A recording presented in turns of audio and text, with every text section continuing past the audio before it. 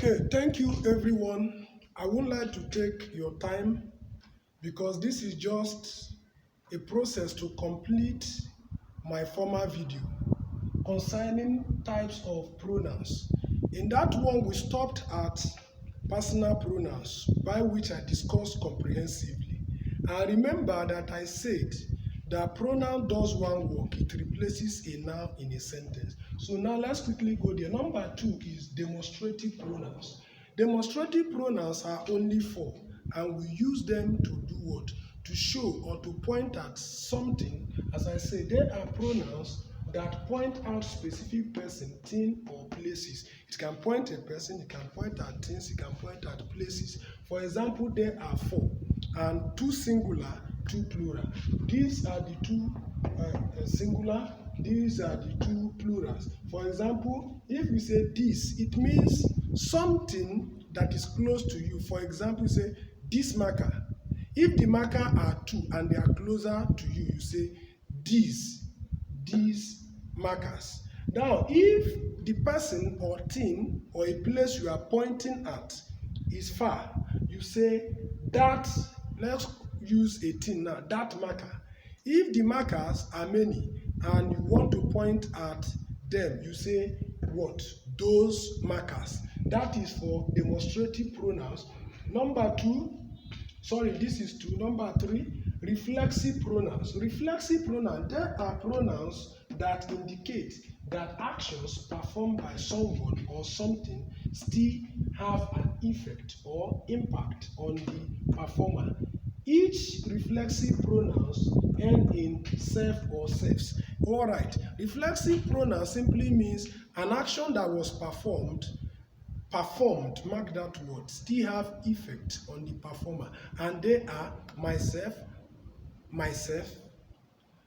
ourselves, itself, themselves, himself, herself. So that is how reflexive pronouns work. The next one is interrogative pronouns. There are pronouns used in asking questions. Example, who, what, and whom. I normally call them what?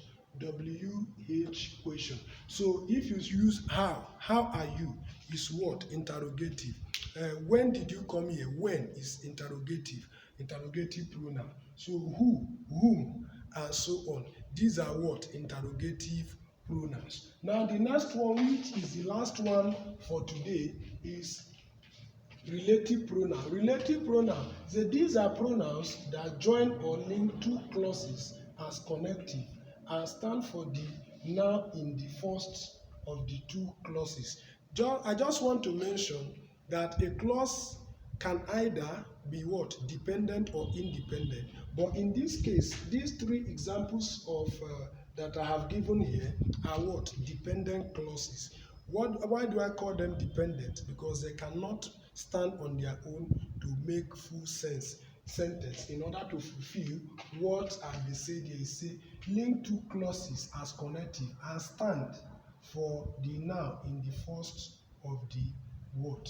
Clauses. So let's take a look.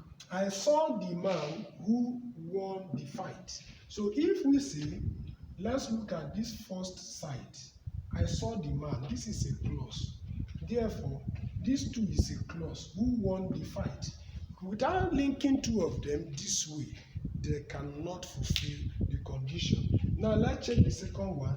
James presented a poem that won the prize. If you say poem that won the prize, this is also a clause. This is also a clause. So the only thing special here is this A. Now, last one, whom among the boys cleaned the floor? Cleaned the floor is also a clause. Whom among the boys is also a clause. So, my people, I want to end this teaching by reminding you that the same note, pronouns replaces a noun or nouns in a sentence, and pronouns does not accept or goes with apostrophe. Yes, it is wrong to write pronouns like this, ours. So this one is correct, this one is wrong. Pronouns does not go with apostrophe. But let's say now you want to use apostrophe. Apostrophes are used or is used for what? A noun. Let's say, for example, if you say that is John's